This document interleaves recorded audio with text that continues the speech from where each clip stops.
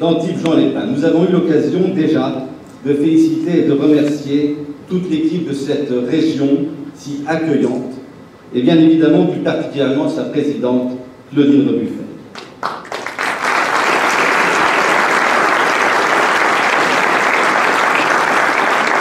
Ce congrès s'est passé dans d'excellentes conditions. Notre choix fut donc le bon, Antibes Jean Lépin. Vous avez vécu durant 2 journées au rythme d'ateliers qui ont été préparés par toute l'équipe de rapporteurs, et plus particulièrement, je félicite les co-rapporteurs généraux Denis Barbarossa et Philippe Vincent, et les rapporteurs adjoints Thierry Pollack et Kiki Lenoir.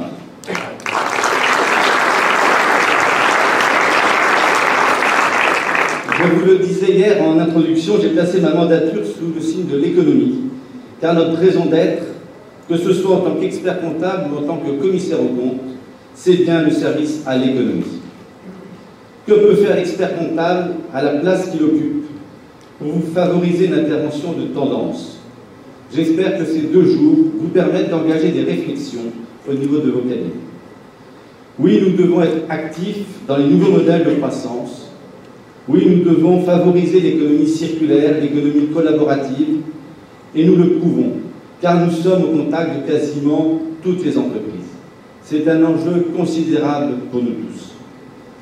Les pouvoirs publics comptent toujours sur nous comme relais de l'État auprès des 2 millions d'entreprises que nous suivons. C'est aussi, en effet, notre rôle d'informer, d'expliquer aux chefs d'entreprise tous les dispositifs qui existent et qui sont complexes bien souvent, et donc dissuasifs. Le dernier en date fut le préfinancement du CICE. Nous le disons déjà depuis plusieurs années, mais aujourd'hui la réglementation évolue, et rares sont les domaines protégés à vitam aeternam. Vous le savez tous, notre législation nationale est très dépendante de la réglementation européenne. Je remercie tous nos invités à ces tables rondes qui ont bien voulu faire le déplacement à Antibes Jean Lépin pour nous expliquer leur vision. Notre profession s'est beaucoup adaptée ces dernières années, à modifier ses textes, à la différence d'autres professions réglementées proches des nôtres. Notre profession est très ouverte, sans numerus clausus, sans détention minimum de capital, sans barème d'honoraires, avec une concurrence exacerbée. Notre profession applique les textes et surtout les modifications de ceux-ci avec les effets rétroactifs, avec les difficultés pour toutes nos équipes. Qui souffre de ces changements incessants? L'ensemble de notre économie, mais aussi nos équipes. Et on entend ou on lit ensuite que notre ministre de l'économie traite la profession du chiffre de rentier, souhaite relever les seuils du commissariat aux comptes des SAS, et puis d'autres qui veulent que les URSSAF traitent les bulletins de paie des entreprises jusqu'à 20 salariés. Quand l'administration fiscale va-t-elle établir les bilans et les liasses fiscales au nom de la simplification? Il serait temps que notre pays se ressaisisse avec des vraies simplifications, des vrais projets de développement, car c'est par la croissance, par l'économie, que nous pourrons redistribuer, pas l'inverse. J'aimerais que ce ne soit pas un rêve, mais que ceci devienne une réalité, c'est possible. Nous allons vers une rupture, nous ne pouvons faire autrement que le disait hier Christian Saint-Étienne. Et l'IFEC, dans ce monde qui change, où en sommes-nous? L'IFEC, un institut, un syndicat. L'Institut, c'est notre ADN.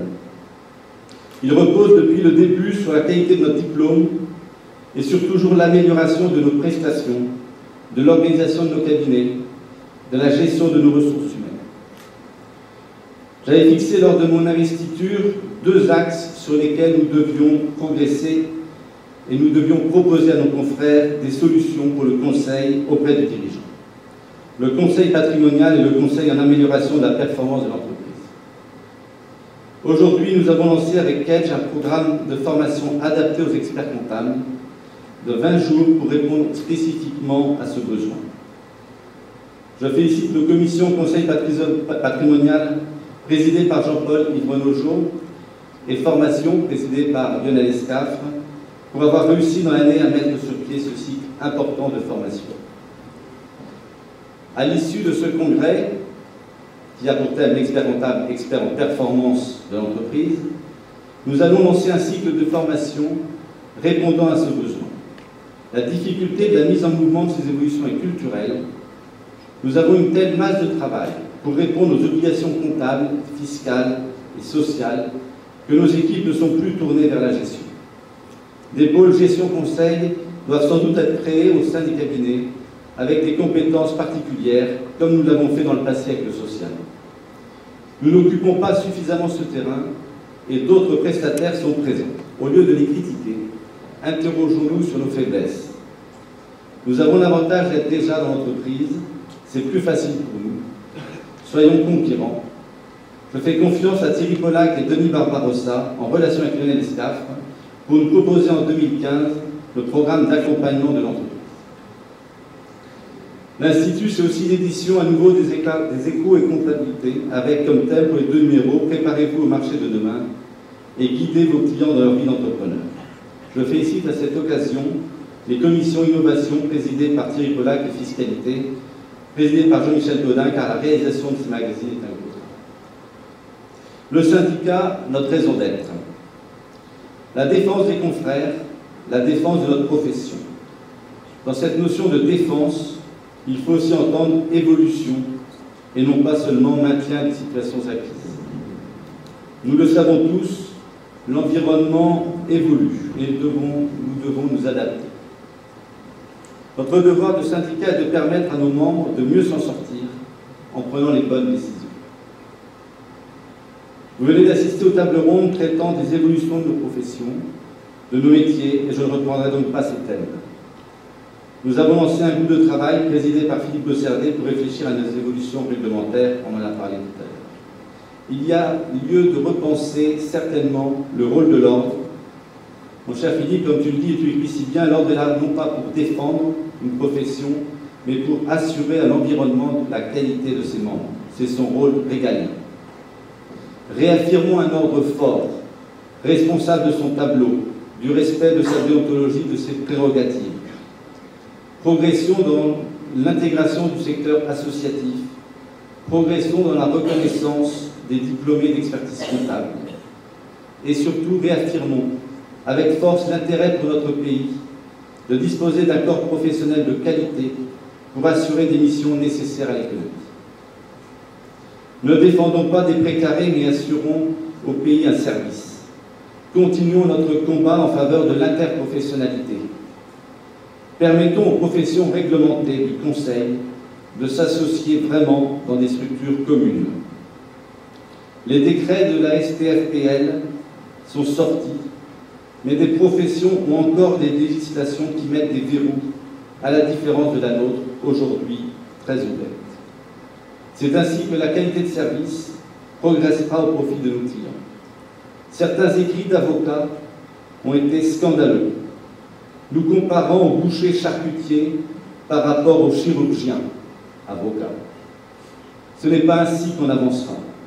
Un souhait, mais aussi une demande, que leur législation évolue, que leur capital s'ouvre et que la législation sur le démarchage juridique soit modifiée afin de permettre aux experts comptables de communiquer sur leur offre juridique accessoire. Nous souhaitons aussi garder une profession unie. Nos deux métiers d'expert comptable et de commissaire aux comptes, nous voulons toujours vouloir les exercer dans une seule structure. Que notre législation évolue en France afin de permettre aux filiales d'accueillir quelques activités commerciales tout en rappelant nos principes d'indépendance. L'IFEC, le syndicat de la profession comptable, quelques mots sur notre action syndicale. Bien souvent commune avec l'ECF, nos combats, la lutte contre l'accord signé par l'UNAPL instituant le financement du paritarisme avec une cotisation de 0,05% sur la masse salariale. Nous avons engagé une action judiciaire contre cet accord et nous demandons une modification de la gouvernance de l'UNAPL. Il est inacceptable d'imposer des accords à des professions représentatives d'effectifs importants, accords décidés et votés par des organisations non représentatives d'effectifs salariés significatifs.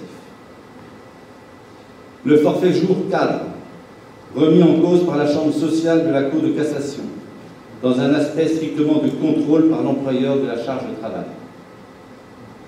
Notre délégation travaille sur un encadrement mieux explicité dans l'article 8.1.2.5 de ce contrôle de charge de travail.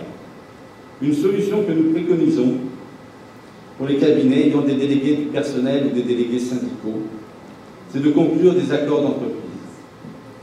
Notre équipe juridique est à votre disposition pour vous assister sur cette voie. Nous avons lancé l'an dernier les états généraux de la profession afin de débloquer la situation sur la commercialité. D'ailleurs, ça me donne l'occasion d'évoquer un point qui me revient souvent. IFEC ou ECF, c'est pareil, quelle différence? Eh bien non, ce n'est pas pareil.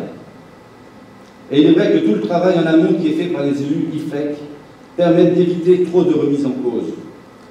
Mais là, aujourd'hui, je voudrais faire part de mon inquiétude. La manière dont est gouverné le CSO n'est pas rassurante. Mes amis élus au CSO pourront mieux que moi vous le dire. Il y a une grande insuffisance de qualité des projets dus, soit à de l'insuffisance d'analyse, soit à des raisons politiques à destinée électorale.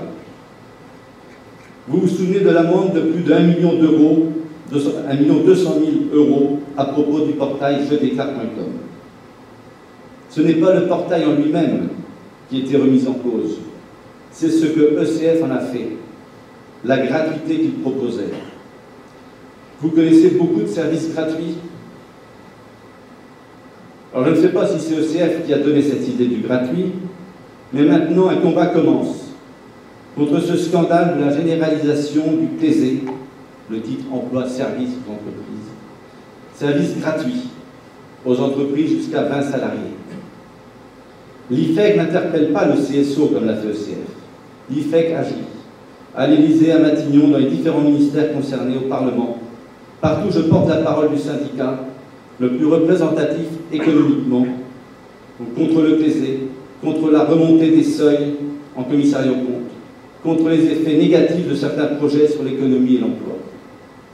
Notre travail de lobbying, nous le faisons à fond.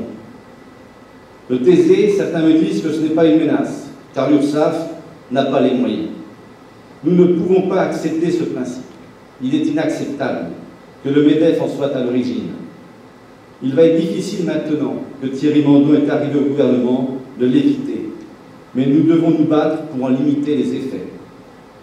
Engageons le débat de ce qui relève du public et de ce qui relève du privé. À l'heure des déficits publics, devons-nous continuer à tout nationaliser? Vous vous rappelez, il y a 6 ans, les promesses de campagne de ECF. Augmentation du chiffre d'affaires des cabinets par la commercialité, par le particulier, la dépendance. Qu'en est-il aujourd'hui? À l'heure des réformes sur les professions réglementées, nous devons avoir un ordre fort, recentrer sur ses prérogatives de délégation de services publics. C'est la seule condition de son maintien. Aujourd'hui, hélas, la parole de l'ordre n'est pas entendue. Enfin, une élection compagnie régionale des commissaires aux comptes se prépare. Nous devons tous nous mobiliser pour gagner ces élections. Nous ne devons perdre aucune compagnie régionale et regagner majoritairement Rouen. Vous avez pu le constater, depuis plusieurs mois, vous recevez tous les 15 jours une communication positive, constructive, pour promouvoir le commissariat aux comptes. Nous venons de tenir nos états généraux. Les confrères ont exprimé très clairement une volonté de profession formée quand ECF n'a qu'un objectif, celui de diminuer le nombre d'heures obligatoires. Vous pourrez apprécier pendant la campagne la différence. Je salue ici le travail réalisé par Yves Nicolas à la tête de la CNCC. Sachez vraiment que Yves est très malheureux de n'avoir pu se joindre depuis hier avec nous. Il vous prie de l'excuser, mais il y a des moments où dans la vie, où le personnel doit passer avant le professionnel. Yves, avec son équipe, mène un combat difficile et il le réussit. Il fait que le soutien Denis Desprit, notre candidat à la présidence de la CNCC. Denis sera, vous pouvez applaudir Denis Desprit, absolument.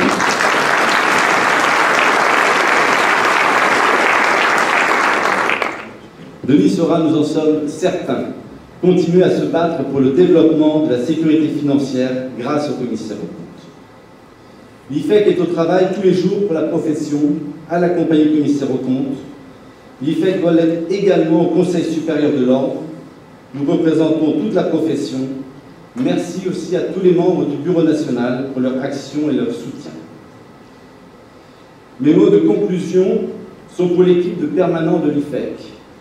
Un congrès, c'est lourd. La tradition de l'IFEC Institut a toujours été de vous proposer des thèmes novateurs et notre équipe gère également l'organisation. Pour la réussite de tels événements, la mobilisation doit être totale. Ce congrès est un succès. Claudine et toutes les équipes, vous pouvez me rejoindre et vous pouvez tous les applaudir.